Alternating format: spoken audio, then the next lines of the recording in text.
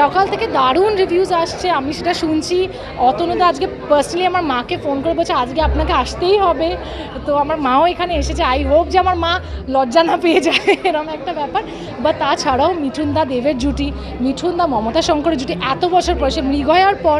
So আমি হয়তো সেটা দেখিনি, আমি খুব ছোটো ছিলাম বা জন্মায়ওনি, বাট এখন আমি সেটা দেখতে চাই। খুব পজিটিভ রেসপন্স যে ছবিটা খুবই ভালো হয়েছে, আর ফ্যামিলি ঘরানার ছবি, সবাই দেখতে ভালোবাসে। সামনে ক্রিসমাস, আমার মনে হয় পুরো পরিবারের জন্য একটা দারুণ গিফট।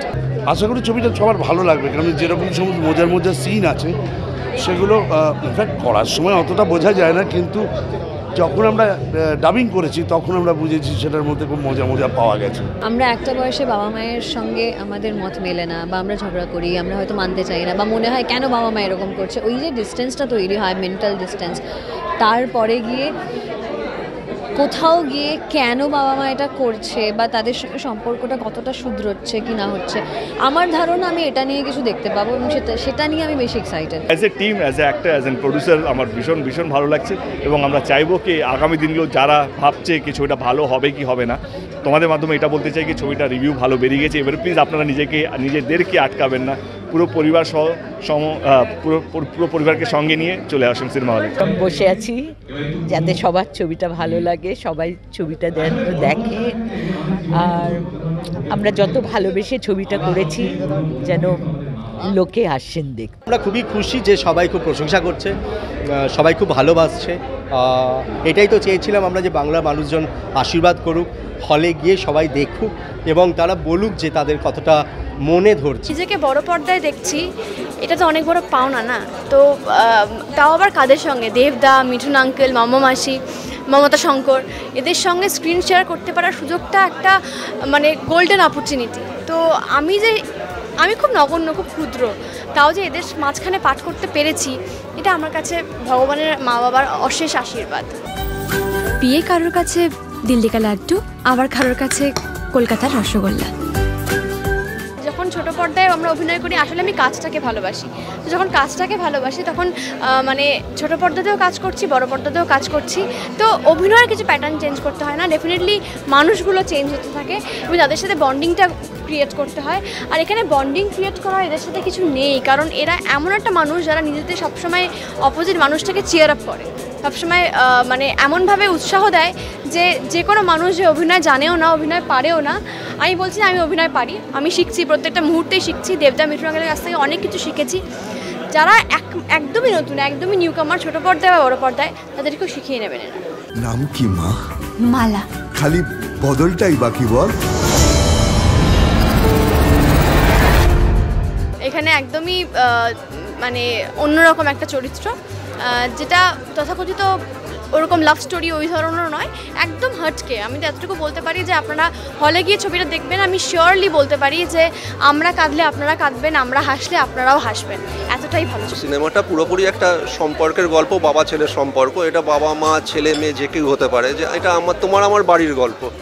আমরা আমাদের বাবা মার সাথে কীরকম ব্যবহার করি, আমার বাবা মা কীরকম করে, আমি আমার মেয়ের সাথে কীরকম করি, মানে আমরা সবাই সিনেমাটা দেখতে দেখতে আমার মনে হয়, আমি বিশ্বাস রাখি যে পর্দায় নিজেকে দেখতে পাবো। ঠিক প্রজাপতি সেই ধরনের একটা সম্পর্কের গল্প, যে সম্পর্কটা সারা জীবন আমাদের সাথে থাকবে। পারবো এখানে গুটি পড়বে পকেটে। হাঁটুর বয়সী ছেলেদের সঙ্গে ওইখানে বসে ক্যারম খেলছো? নাতির বয়সী ছেলে থাকলে আমি খেলতাম না। গল্পটা যে ছবিটা আমরা করব ঠিক করি, তখন আমি একটা ব্যাপারে কনফিডেন্ট ছিলাম যে আমি মিঠুনদা ছাড়া ছবিটা করব না। বাবা যদি কেউ হয় মিঠুনদা, এছাড়া কাউকে নিয়ে আমি কাউকে ভাবতে পারছি না। আমি অভিজিৎকে বলি, অভিজিৎও রাজি থাকে। এবার মিঠুনদা যখন রাজি হলেন তখন আমি মমদির কাছে গেলাম, মমদিকে বোঝালাম। এবার দুজনকে বিজয়ের পরে আবার নিয়ে আসা, এটা খুব সোজা কাজ ছিল না, কিন্তু আমার কাছে খুব সোজা হয়ে গিয়েছিল যে তারা সবাই আমাকে এত স্নেহ করেন। ওরা বললো হ্যাঁ অতনু তুমি বলছো মানে ছবিটা করবো। তার মমদি তো গল্প না শুনেই বলে দিয়েছিল করব। আমি খুব ফরচুনেট যে মৃগয়ের পরে আবার এই দুই লিজেন্ডকে আবার ইন্ডিয়ান স্ক্রিনে নিয়ে আসতে পারি। জীবনে এমন একটা সময় আসে না যেখানে ভাবতে হয় কি কোনটা সত্যি আগে, মন না প্রয়োজন। কারণ মন একটা অন্য কথা বলে, প্রয়োজন একটা অন্য জিনিস শেখায় বা চায়। তো আমাদের প্রত্যেকের জীবনে এরকম একটা সময় আসে আর কি, মানে একটা না, সব সময়ই আসে যেখানে মন একটা আলাদা কথা বলছে, আর প্রয়োজন যেহেতু ডেইলি নেসেসিটি, এইটার একটা আলাদা প্রয়োজন থাকে। তো সেইটা নিয়ে শুধু বলবো না ছবিটা, বাট সেইটা একটা দিক একটা এই ছবিটার মধ্যে। এবং মেইন যেটা ছিল কি একটা বাবা ছেলে, অনেক বাড়িতে আছে ছেলে হয়তো বিয়ে করছে না ভয়ে কে যেই মেয়েটা আসবে হয়তো সেই বাবাকে হয়তো আলাদা করে দিতে পারে। এবারে অনেক বাড়িতে একটাই মেয়ে, সে তার বাড়িতে ছেলে, কিন্তু সে ভাবছে কি আমি যদি বিয়ে করে চলে যাই তাহলে আমার বাবা মা তো একা হয়ে যাবে যদি মা একা থাকে।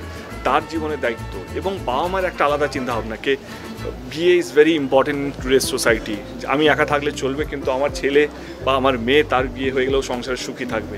এই সমস্ত কিছু নিয়ে আমার মনে হয় কি একটা গল্প বাঁধা হয়েছে। এবং যেটা তুমি বললে কি অফকোর্স রোলার কোস্টারকে খুব জ্ঞান না, একদম পুরো ছবিটা মজা দিয়েই যাচ্ছে, হাসাবে, মাঝে মাঝে কাঁদাবে, মাঝে মাঝে নাচাবে এবং সুন্দরভাবে শ্যুট করা হয়েছে, বেনারসের মতন জায়গায় শ্যুট করা হয়েছে। এবং আমার খুব ইন্টারেস্টিং লেগেছিলো যখন এই গল্পটা আমার কাছে এসেছিলো, যখন আমরা ভেবেছিলাম কি এই ছবিটা নিয়ে কাজ করা উচিত। এবং আজকে তোমাদের ফার্স্ট রিয়াকশনও পেয়ে গেছি কিনা তোমাদের প্রত্যেকের ভালো লেগেছে। তো yeah, let's hope for the best. পারবো এখানে ঘুটি পড়বে পকেটে। হাঁটুর বয়সী ছেলেদের সঙ্গে ওইখানে বসে ক্যারম খেলছো? নাতির বয়সী ছেলে থাকলে আমি খেলতাম না। প্রজাপতি একটা বিয়ের প্রতীক যেভাবে আমরা জানি বাঙালির কাছে অন্তত, সেখান থেকে প্রজাপতি টাইটেলটা আসে।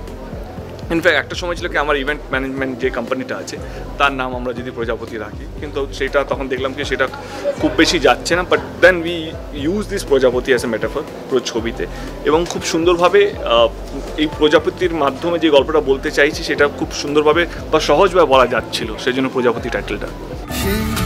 প্রজাপতি মতো উড়ে যায় তা মতি গতি বাপু বোঝা দেয়। মিঠুনদা আমার এমনিও বায়োলজিক্যাল মানে নট ফাদার, বাট বাবার চেয়ে কমও না, কারণ আমার সঙ্গে মিঠুনদার এমনি হেভি সম্পর্ক। মানে মিঠুনদা এমন একজন মানুষ, যেটা আগের দিন মিঠুনদাকেও বলছিলাম একটা ইন্টারভিউ থেকে, আমার এখনও মনে আছে 2011-তে যখন কলকাতা ফিল্ম ফেস্টিভ্যাল হচ্ছিল, তখন অমিতাভ বচ্চন, শাহরুখ খান সবাই এসেছিলেন আর কি বম্বে থেকে, কমল হাসানজি এসেছিলেন।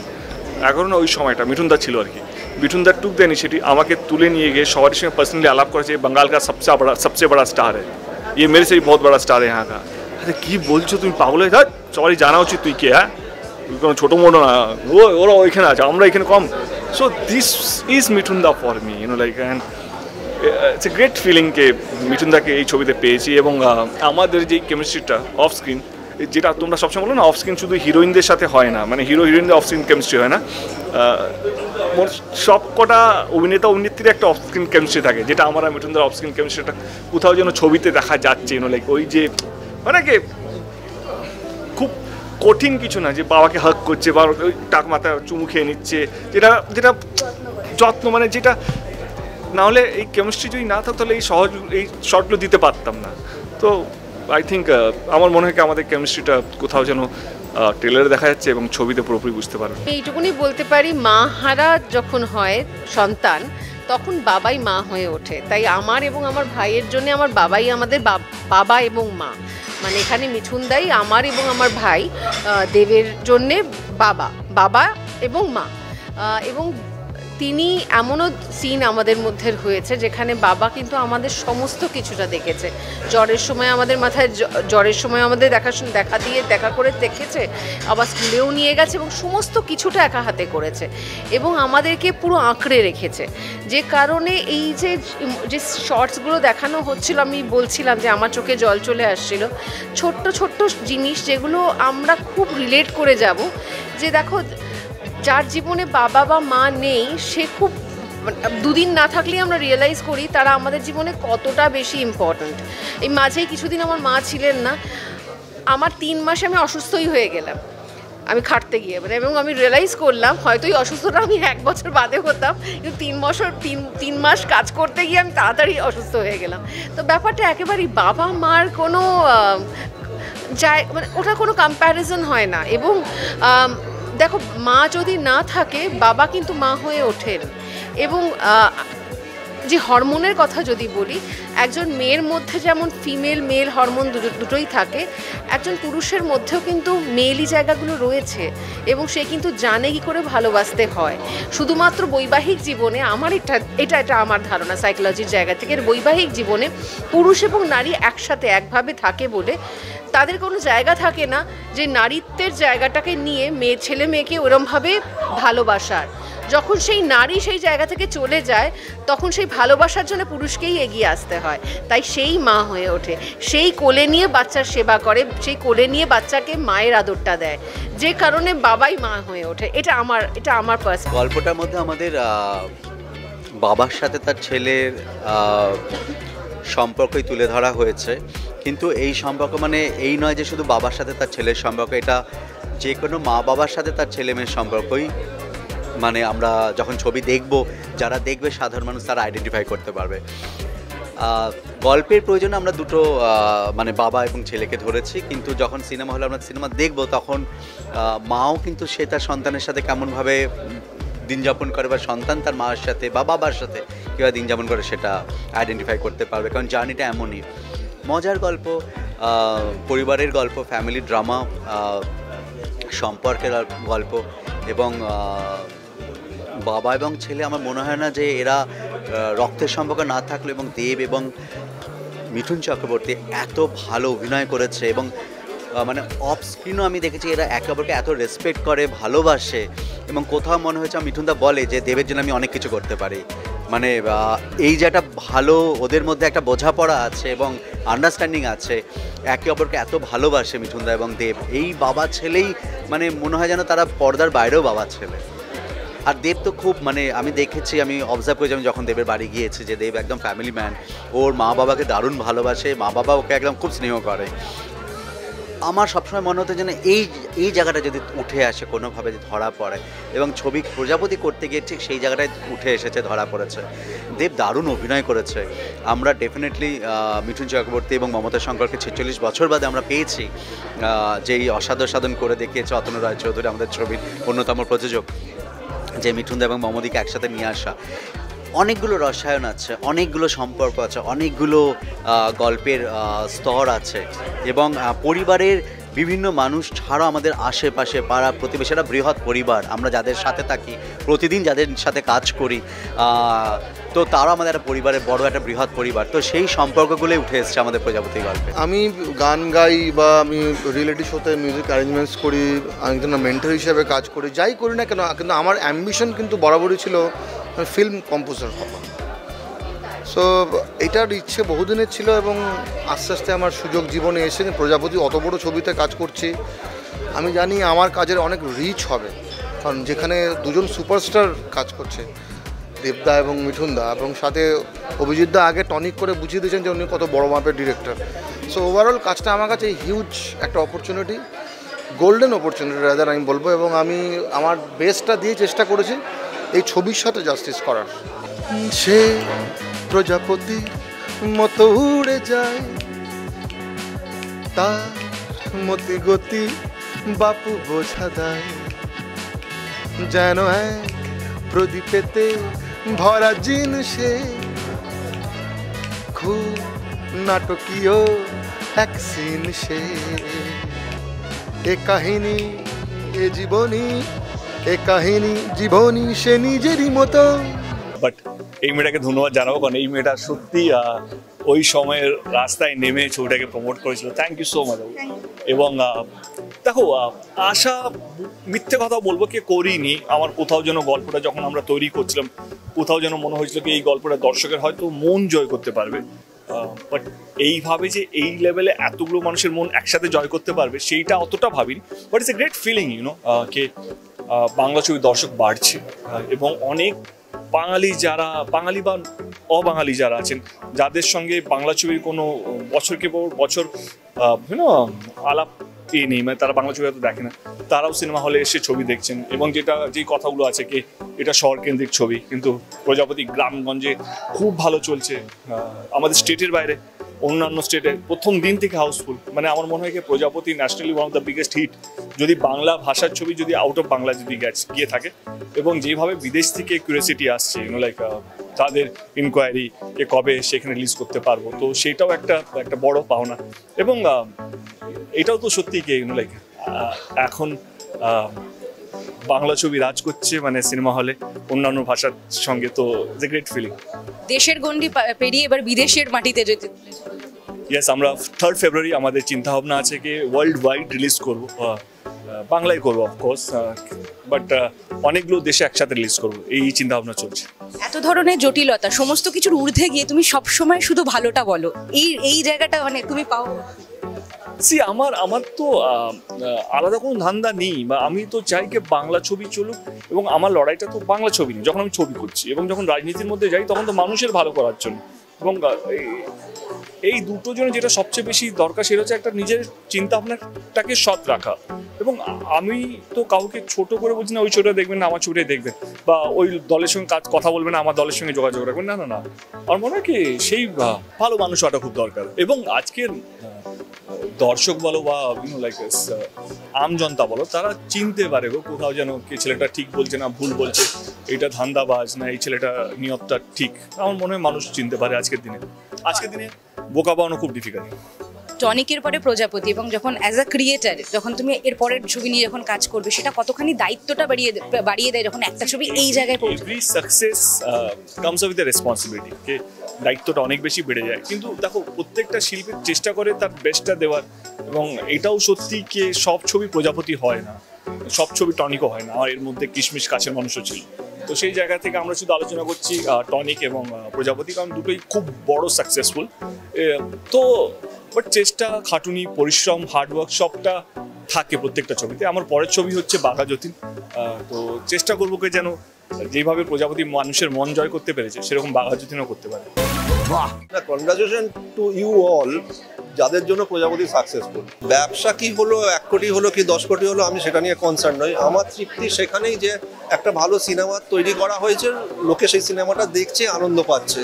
আর এটা অনেকেই বলতে শুরু করেছে বাংলা সিনেমার one of the cult movies, স্মরণ করে রাখার সিনেমার মধ্যে একটা সিনেমা প্রজাপতি। না, আমরা একটা জিনিস বিশ্বাস করি যে ভালো কন্টেন্ট হলে, ভালো সিনেমা তৈরি করলে দর্শক আসবে, দর্শক আছে, বসে আছে। হয়তো সেটা আমি জানি না, কিন্তু সামনের ডিসেম্বরে, মানে 2023 ডিসেম্বরে আবার একটা ছবি আসবে, সেটা আশা করি প্রজাপতির থেকে আরো বড় হবে। মারবো এখানে, গুটি পড়বে পকেটে।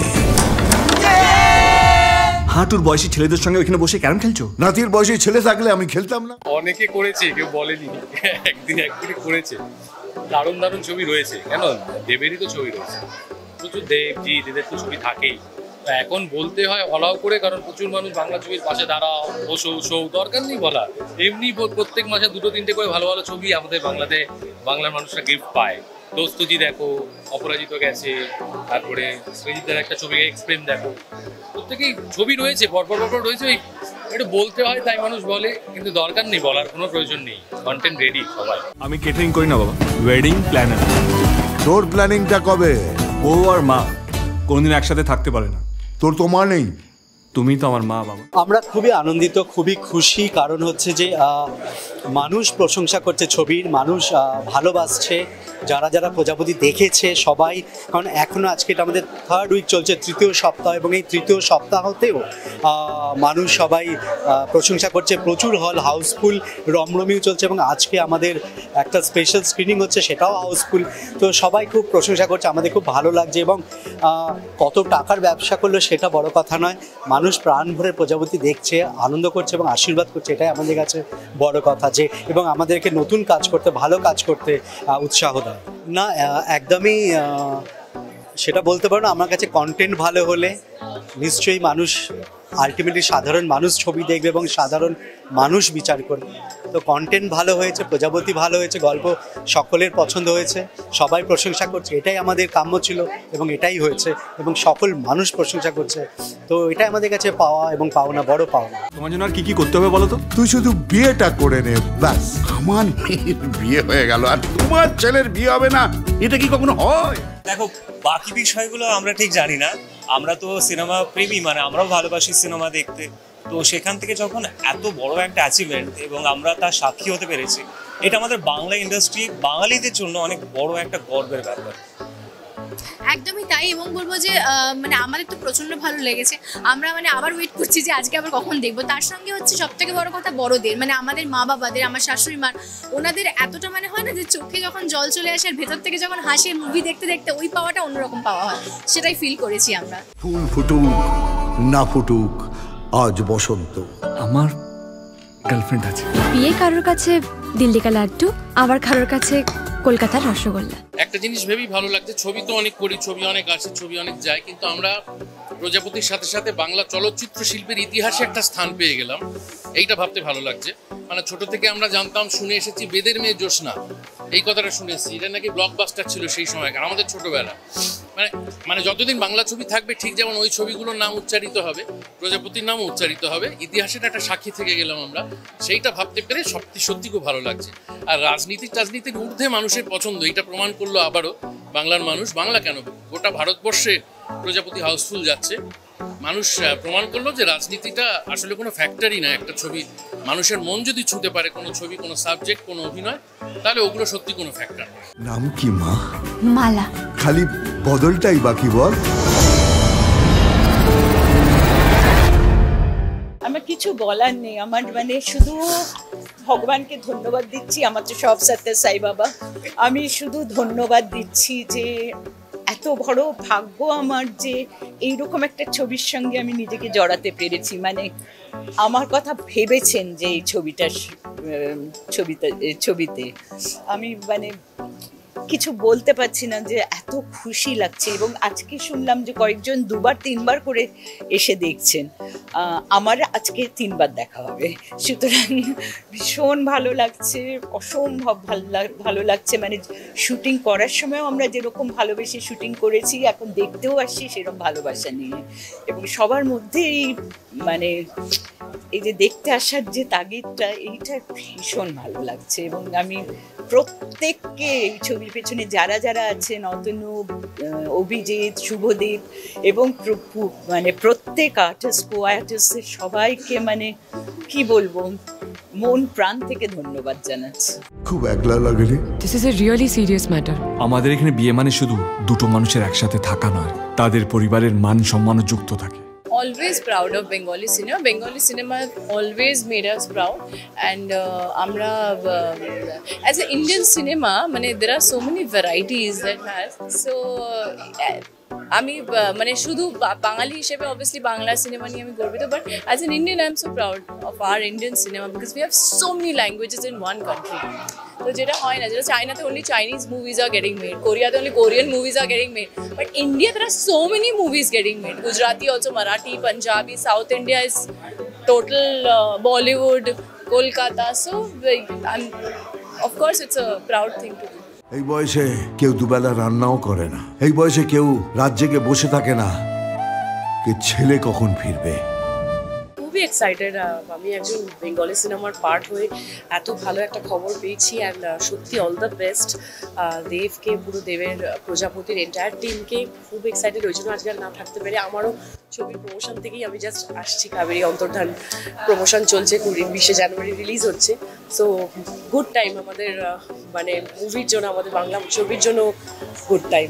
সেটা নিয়ে দেখো, সেটা মানে আমরা যে একজন কমার্শিয়াল ছবির অভিনেতা অভিনেত্রীরা যে কন্টেন্ট ড্রিভেন ছবিতে অভিনয় করতে পারে, সেটাই হচ্ছে তার নমুনা প্রজাপতি। এর আগে টনিকেও আমি দেখেছি, এরপর আসছে কাবেরী অন্তর্ধান। সো ওভারঅল ভীষণ এক্সাইটেড।